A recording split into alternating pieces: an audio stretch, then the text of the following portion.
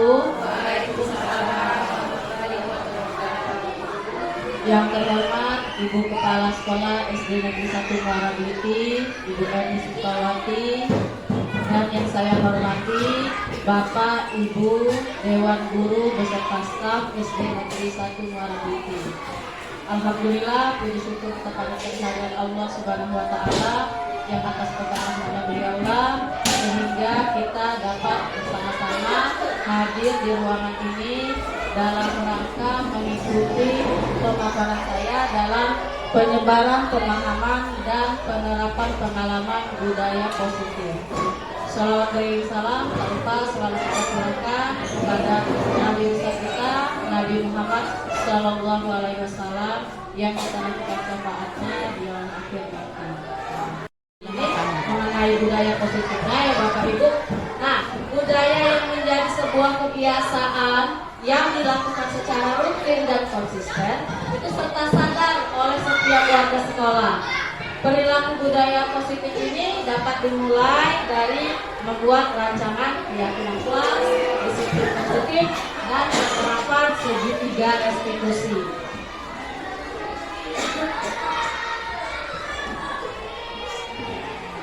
Ya, dalam budaya positif ini ada konsep intinya Bapak Ibu. Yang pertama yaitu disiplin positif, kedua kebutuhan dasar manusia, ketiga motivasi perilaku manusia, keempat posisi kontrol guru, kelima keyakinan kelas, dan yang keenam segitiga restitusi. Nah, dari keenam konsep inti ini akan kita bahas satu persatu ya Bapak Ibu.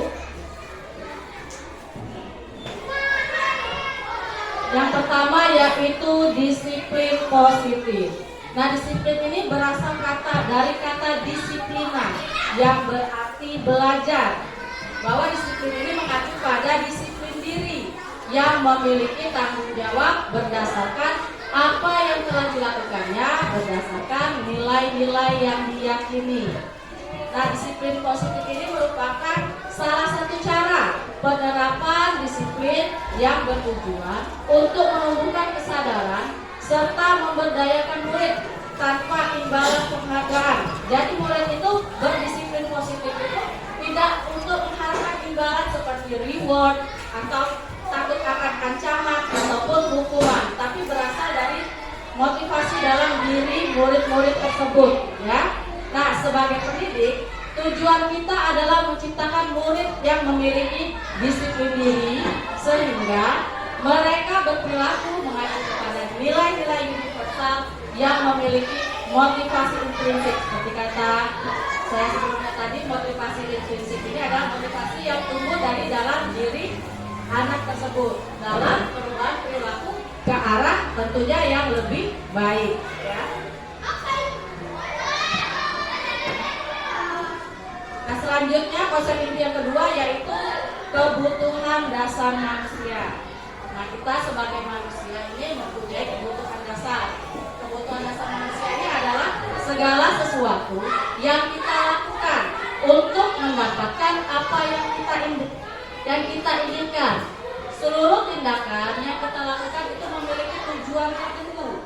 Dan semua usaha terbaik yang kita lakukan adalah dalam rangka memenuhi kebutuhan dasar kita dengan baik ya.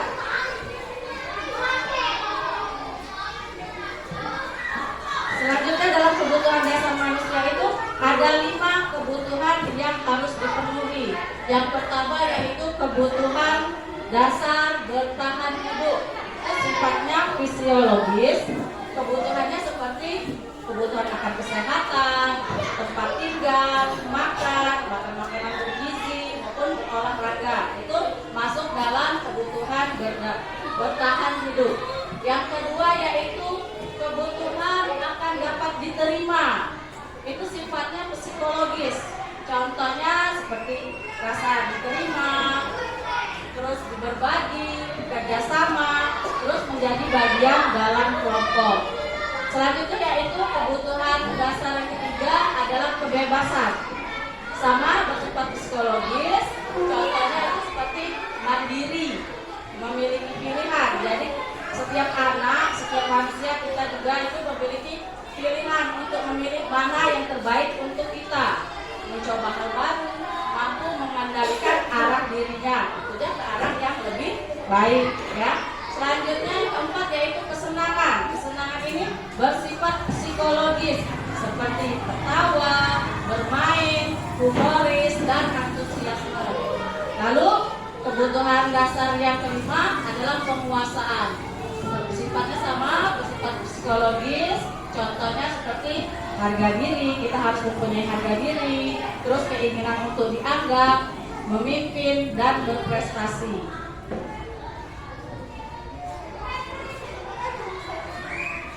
Selanjutnya yaitu konsep inti ketiga, motivasi perilaku manusia. Nah, bahwa motivasi perilaku manusia ini terdiri dari dua unsur, unsur ekstrinsik dan unsur intrinsik.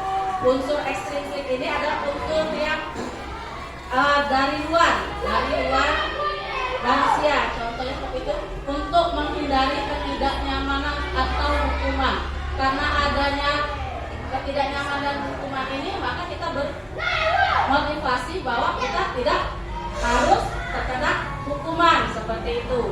Terus untuk mendapatkan imbalan atau penghargaan dari orang lain. Nah, seperti anak-anak misalkan di sekolah karena mendapatkan peringkat ya, jadi motivasi untuk belajarnya karena untuk mendapatkan peringkat, itu imbalan atau penghargaan dari orang lain ya. Terus adanya unsur intrinsik. Unsur intrinsik ini adalah unsur yang berasal dari dalam diri kita sendiri, yaitu untuk menjadi orang yang mereka inginkan dan menghargai diri sendiri dengan nilai-nilai yang dipercaya. Nah, unsur intrinsik ini adalah unsur yang sangat-sangat kita tekankan kepada anak-anak kita ya Bapak Ibu, agar muncul motivasi dari dalam dirinya untuk dapat belajar dengan baik.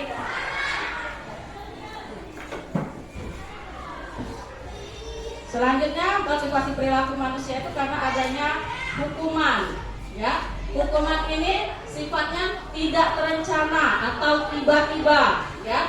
Murid tidak tahu apa yang akan terjadi atau tidak dilibatkan. Jadi saat kita akan memberi hukuman kepada anak, misalkan anak terlambat datang, dia tidak tahu bakalan kena hukuman apa seperti itu. Hanya guru yang tahu ya. Jadi itulah tadi tidak terencana dan tiba-tiba, serta murid tidak tahu apa yang akan terjadi atau tidak dilibatkan dalam pemberian hukuman ini.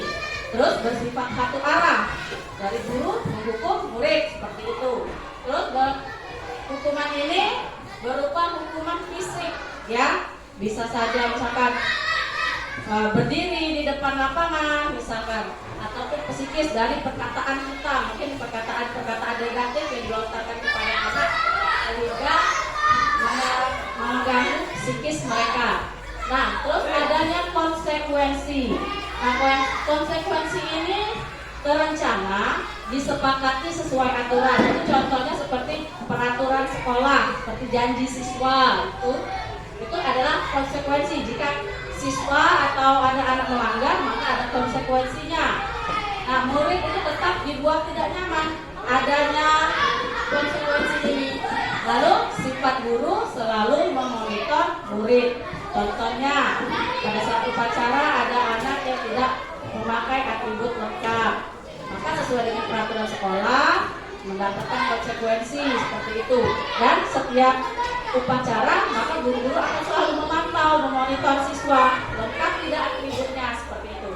Nah, untuk yang ketiga adanya restitusi. Restitusi ini adalah proses menciptakan kondisi bagi murid untuk memperbaiki kesalahan. Nah, dalam restitusi ini terciptanya proses kolaboratif yang mengajarkan murid untuk mencari solusi sendiri. Nanti ada di terakhir segitiga restitusi, ada contoh penerapan segitiga restitusi dari pengalaman yang telah saya laksanakan. Nah, selanjutnya posisi kontrol guru. Ada 5 posisi kontrol guru di dalam sekolah ini Bapak Ibu ya. Yang pertama yaitu posisi sebagai penghukum. Yang kedua, pembuat merasa bersalah.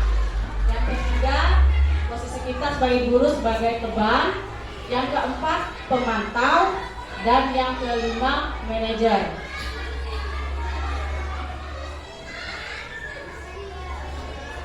Yang pertama yaitu posisi guru sebagai penghukum.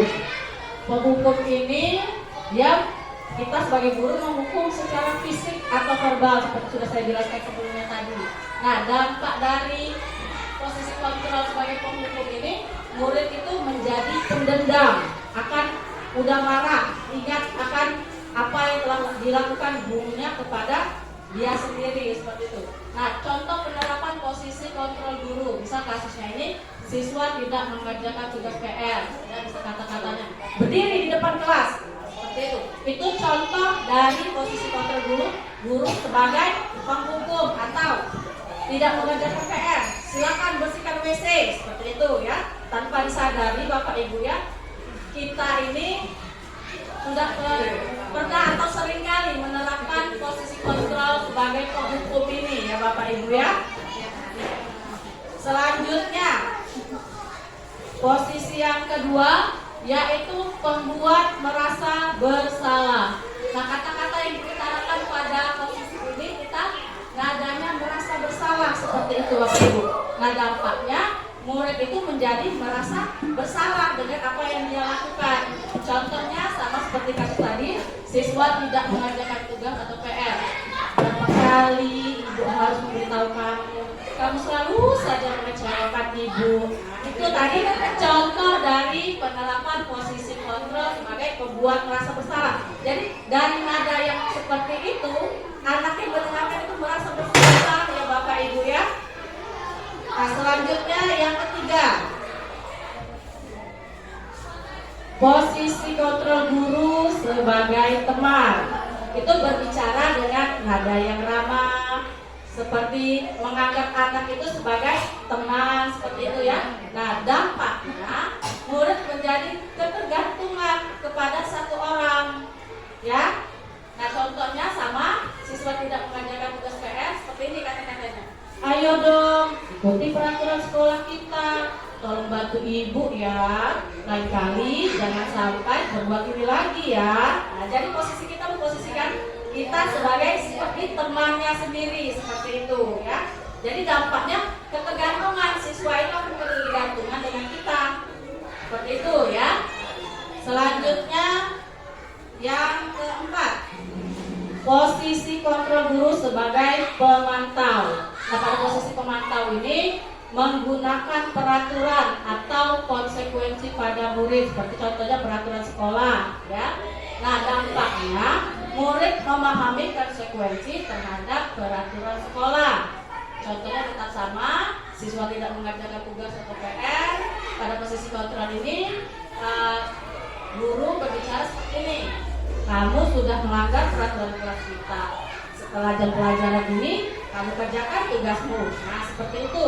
Jadi ada proses memantau siswa. Jika dia tidak mengerjakan PR setelah pelajaran, maka siswa itu harus tetap membuat PR karena untuk memenuhi tugas yang telah diberikan. Selanjutnya posisi yang kelima yaitu sebagai manajer. Nah, pada posisi manajer ini kita membimbing murid agar menumbuhkan sikap disiplin positif dan bertanggung jawab, terutama pada kesalahan yang mereka perbuat. Nah, dampaknya murid ini menjadi mandiri, percaya diri, dan dapat memecahkan masalah. Contoh kata-katanya seperti ini. Apakah kamu tahu kesalahanmu? Kira-kira bagaimana kamu memperbaiki kesalahanmu? Nah, dari posisi kontrol manager ini, kita itu akan menumbuhkan rasa percaya diri kepada murid agar mereka dapat memecahkan masalahnya sendiri, seperti itu. Nah, dari kelima posisi kontrol ini yang paling baik adalah posisi apa Bapak Ibu? Posisi manajer, betul sekali. Walaupun tidak dipungkiri bahwa selama ini saya juga sendiri secara pribadi saya mengakui bahwa selama ini saya menerapkan posisi sebagai penghukum kepada anak-anak secara tidak langsung. Namun setelah mempelajari ini ternyata salah ya seperti itu. Nah, oleh sebab itu mulai dari sekarang sudah adanya penjelasan seperti ini, kita mencoba bersama-sama untuk memecahkan masalah ini. Kita posisikan diri kita sebagai manajer.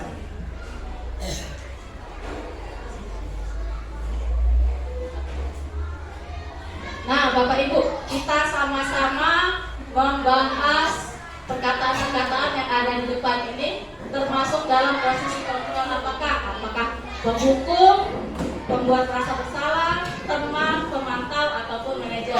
Kita lihat yang pertama, saya kecewa sekali dengan kamu. Kira-kira posisi kontrol guru apakah itu Bapak Ibu? Yang kedua.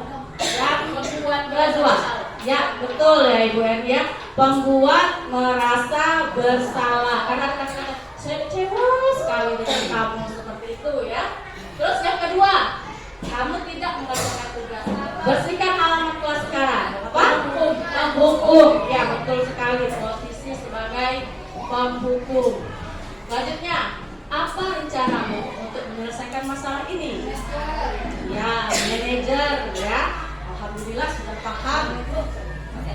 Selanjutnya ada lagi ya. Ayolah, lakukan demi ibu ya. Kira-kira posisi berapa? Teman ya. Karena kita memposisikan diri kita sebagai teman ya.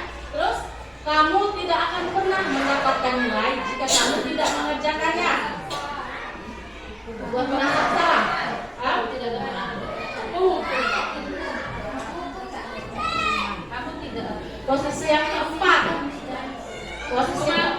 Pemantau ya. Jadi kalau mereka tidak mengerjakan tugas, maka tidak ada nilai. Jadi kita ini sebagai guru memantau agar mereka mengerjakan tugas seperti itu ya. Yang terakhir, kamu ingin menjadi orang seperti apa? Kira-kira posisi apa itu Bapak Ibu? Sebagai posisi manajer, betul sekali. Nah Bapak Ibu, dari penjelasan yang saya berikan ini, kita harus masih tetap semangat ya. Walaupun hari sudah siang, kita harus tetap semangat ya. Kita tepuk semangat Kobe dulu ya Bapak Ibu. Oke ya.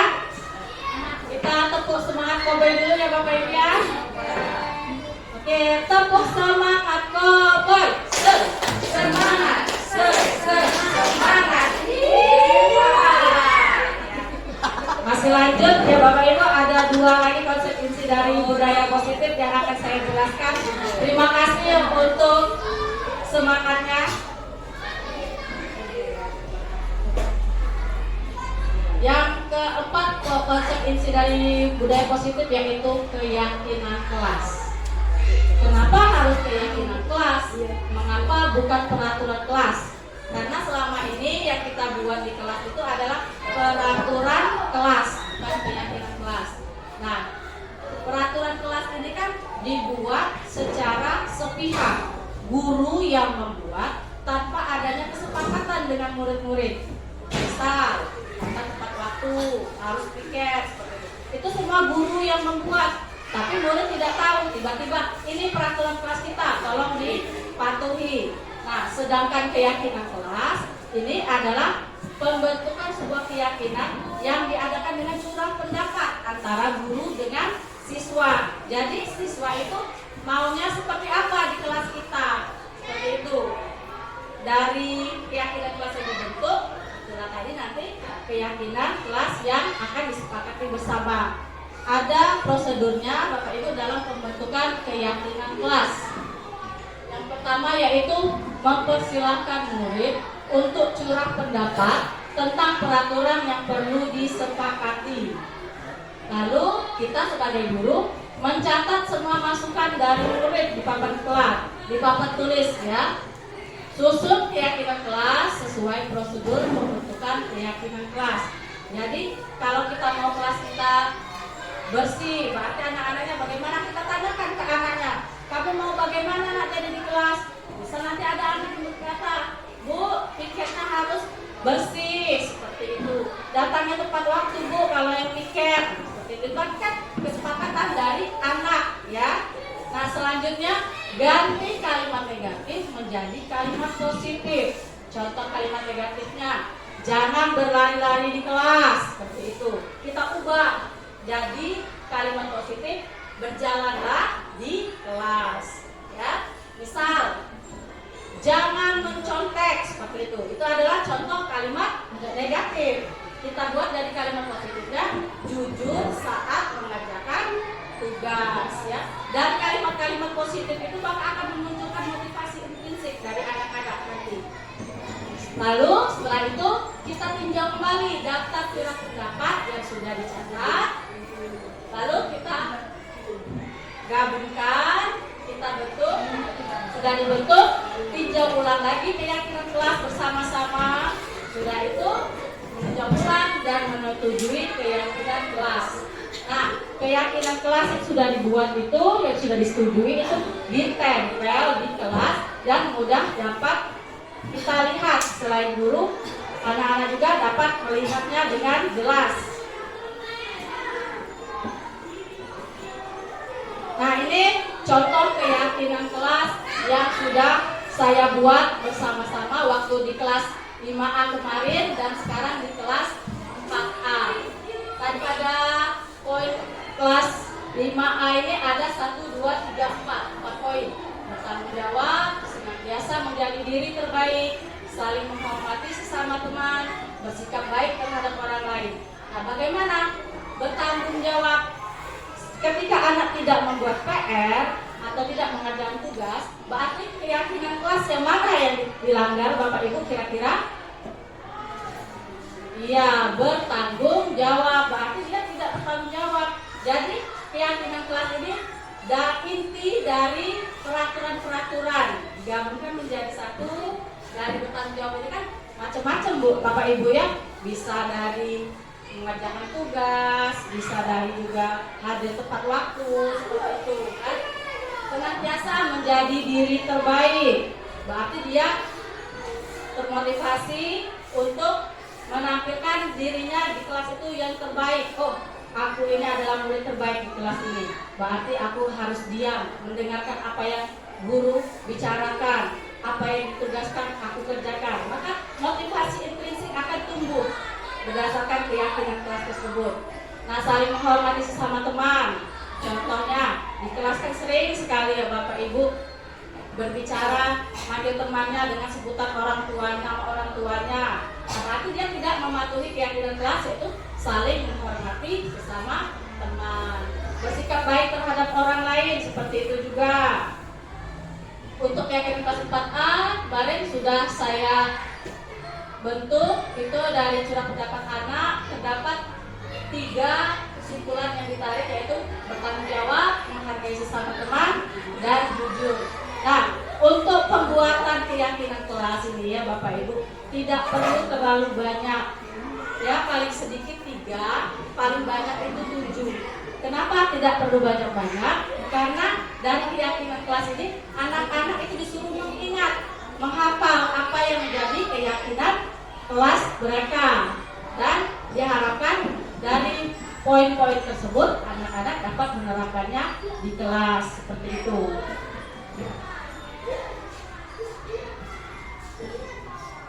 Nah, selanjutnya konsep inti budaya positif yang kelima yaitu segitiga restitusi. Apa itu segitiga restitusi? Segitiga restitusi adalah suatu proses dialog yang dijalankan guru atau orang tua agar dapat menghasilkan murid yang mandiri dan bertanggung jawab. Nah, dalam segitiga restitusi ini terdapat 3 tahapan. Yang pertama yaitu menstabilkan identitas, yang kedua validasi tindakan yang salah, dan yang ketiga menanyakan keyakinan. Kita bahas yang pertama yaitu menstabilkan identitas. Menstabilkan identitas ini berdasarkan prinsip membuat kesalahan adalah bagian dari proses pembelajaran. Dalam menstabilkan identitas ini, guru itu berperan menggeser identitas murid dari identitas gagal ke identitas sukses. Nah, jadi pada menstabilkan identitas ini, kita tidak boleh langsung memberikan perkataan yang negatif kepada anak. Sudahlah, kamu itu sudah salah seperti itu. Jangan seperti itu ya Bapak Ibu ya. Tapi kita stabilkan dulu identitasnya dengan membuat pernyataan. Contohnya, membuat kesalahan adalah sesuatu yang wajar. Manusia tidak ada yang sempurna. Kita bisa memperbaiki masalah ini. Saya tidak mengatakan kesalahannya, tetapi fokus memperbaiki masalah ini. Apakah saat ini kamu sudah menjadi orang yang baik untuk dirimu sendiri? Nah, ini contoh pernyataan-pernyataan yang dikatakan oleh guru pada saat anak melakukan kesalahan. Selanjutnya, yang kedua yaitu validasi tindakan yang salah. Validasi tindakan yang salah ini berdasarkan prinsip setiap perilaku berupaya memenuhi suatu kebutuhan tertentu. Contohnya anak ada yang suka usil, dia memang senang mengusili temannya seperti itu. Berarti ada kebutuhan dasar yang ingin dipenuhinya seperti itu ya. Nah, ini peran kita sebagai guru bergeser dari pemikiran stimulus respon menjadi proaktif. Kalimatnya seperti ini. Kamu bisa saja bertindak lebih gegabah dari ini, seperti itu ya. Kamu pasti melakukannya karena alasan tertentu, misalkan karena usil tadi, karena memang usil anaknya seperti itu. Jadi kita katakan kamu pasti melakukannya karena alasan tertentu. Selanjutnya ketiga, kamu melakukannya karena mempertahankan sesuatu yang penting bagimu. Saya juga misalkan ada anak yang berkelahi ya Bapak Ibu. Bisa buat pernyataannya seperti itu kepada anaknya. Selanjutnya menanyakan keyakinan. Nah, di sini berdasarkan prinsip teori kontrol yang menyatakan bahwa pada dasarnya itu kita termotivasi secara intensif. Motivasi yang ada dari dalam diri kita sendiri ya.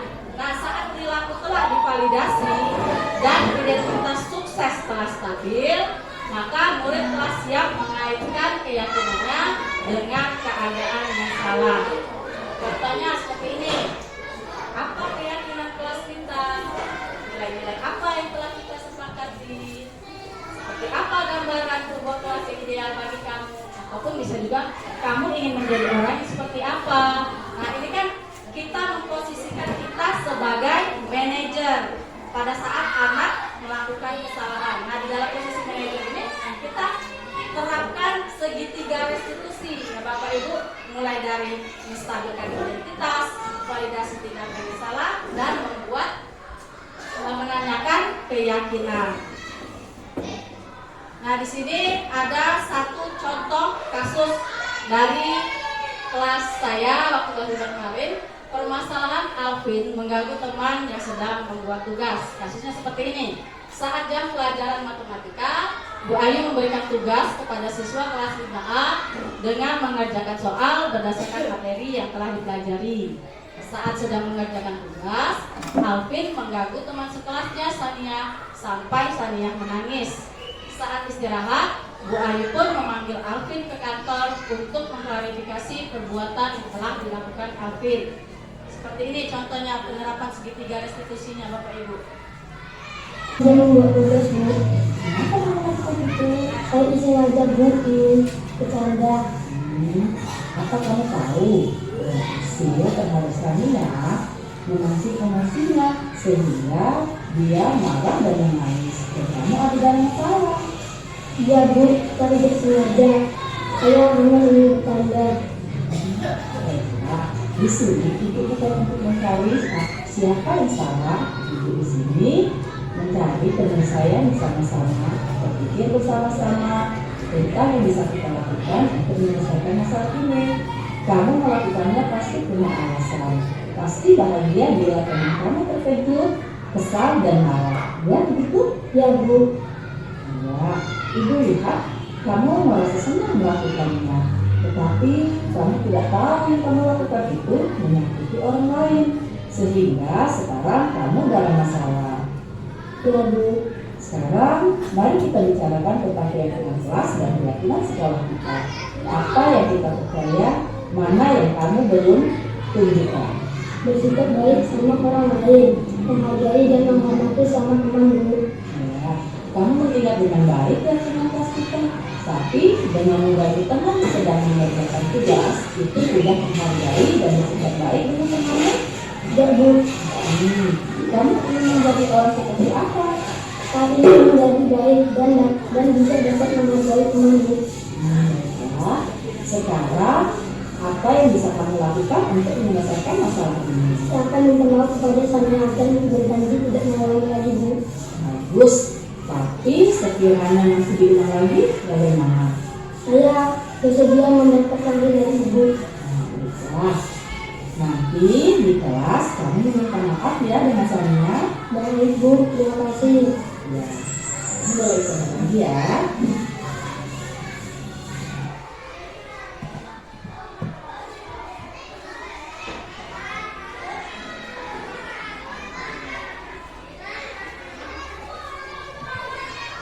Nah, itu ya tadi Bapak Ibu contoh penerapan segitiga restitusi yang kita laksanakan seandainya nanti ada siswa yang bermasalah.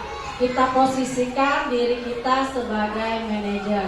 Walaupun pada saat pelaksanaannya itu tidak beraturan mungkin tahapannya, tapi mulai dari sekarang saya harapkan kita semua dalam memberikan perlakuan kepada anak itu, anak tetap diberikan bagaimana dia merasa nyaman walaupun dia melakukan kesalahannya ya Bapak Ibu. Jadi kita tidak lagi memposisikan diri kita itu sebagai penghukum ya Bapak Ibu ya.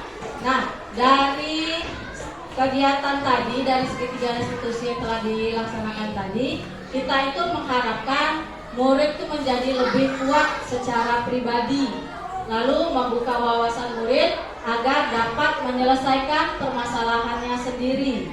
Dan yang ketiga, murid semakin percaya diri, mandiri, dan merdeka. Selain itu, dia juga merasa nyaman berada di sekolah.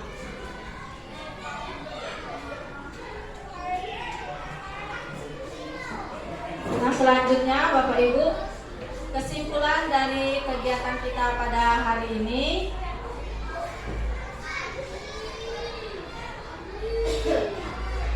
untuk penerapan budaya positif di sekolah adalah suatu pendekatan yang sangat penting dan berpengaruh dalam menciptakan lingkungan belajar yang sehat dan produktif bagi murid, guru, dan seluruh anggota komunitas sekolah.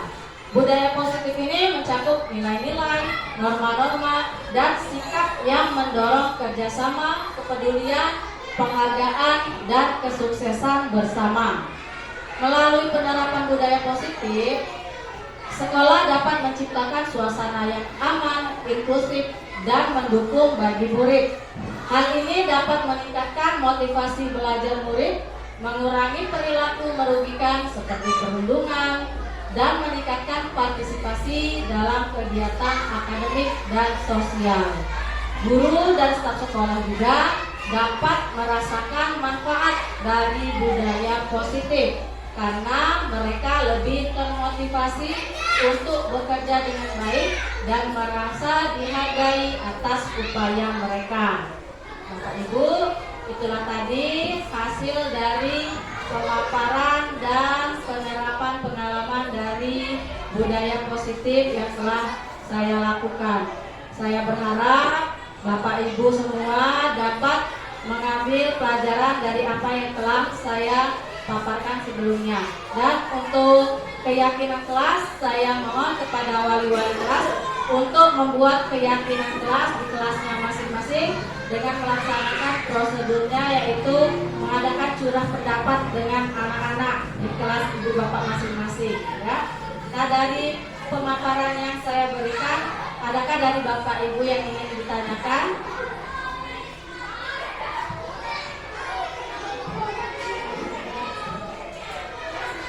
Jika tidak ada, saya akhiri pemaparan pemahaman dan pendapat pengalaman budaya positif ini. Baiklah, alhamdulillah kalau semuanya sudah cukup jelas, dan marilah kita bersama-sama membawa perubahan ke arah yang lebih baik untuk sekolah kita, untuk Negeri 1 Muara Beliti. Dan tidak lupa terapkan disiplin positif melalui budaya-budaya positif yang ada di SD Negeri 1 Budaya Muara Blitik. Yang sudah pernah dilakukan kita laksanakan lagi di tahun ini dan tahun-tahun selanjutnya. Baiklah Bapak Ibu, terima kasih atas perhatiannya. Jika ada kata-kata yang salah saya mohon maaf, dan kepada Allah saya mohon maafkan. Saya akhiri, wabillahi taufiq wal hidayah. Wassalamualaikum warahmatullahi wabarakatuh.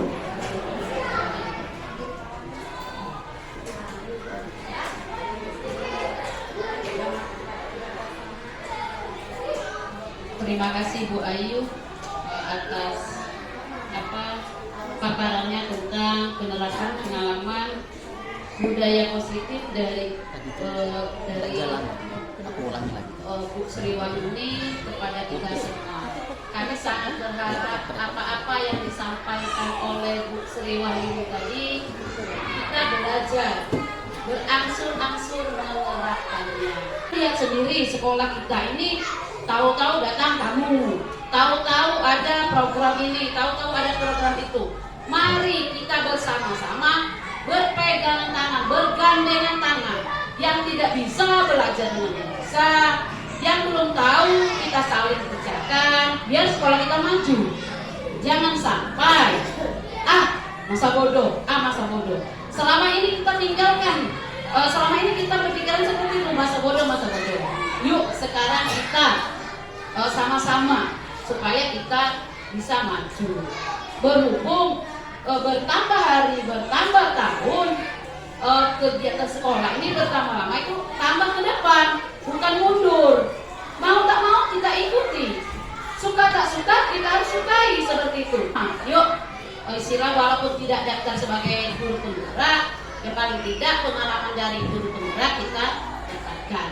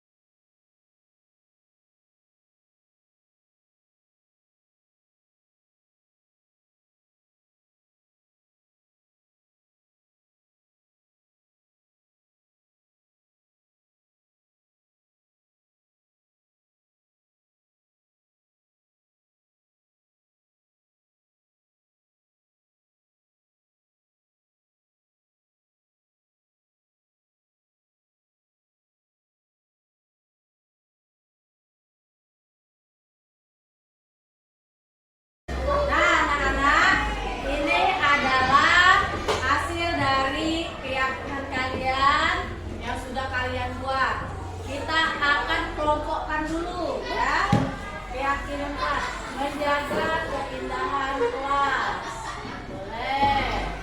Yang ini menjaga keamanan kelas. Menjaga kebersihan kelas. Berarti di sini. Ini menjaga keamanan kelas. Ini selalu pikir bersama. Menjaga nama baik sekolah. Kita harus menghargai teman yang berbeda agama. Boleh, bagus sekali. Tidak boleh berkelahi di kelas. Berarti ini menjaga aturan kelas. Perhatikan. Ini menghargai teman dan tidak bertengkar. Boleh, bagus di sini.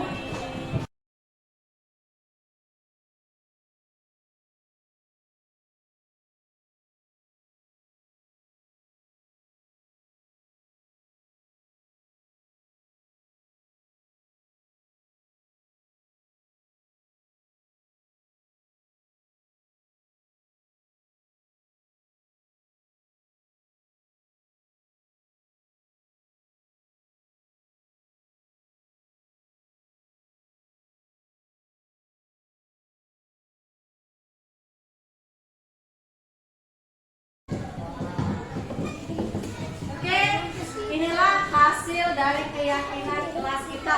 Ada 3 kelompok ya, ada 3 kelompok yaitu menjaga keamanan sekolah, menjaga nama baik sekolah ya, atau menjaga keamanan di kelas kita ya. Terus yang kedua, tidak boleh berkelahi, berarti menghormati atau menghargai teman ya. Di kelompok ini ada selalu piket bersama ya, dan ini belajar dengan jujur. Nah, dari keempat kelompok ini Ibu simpulkan keyakinan kelas kita ya.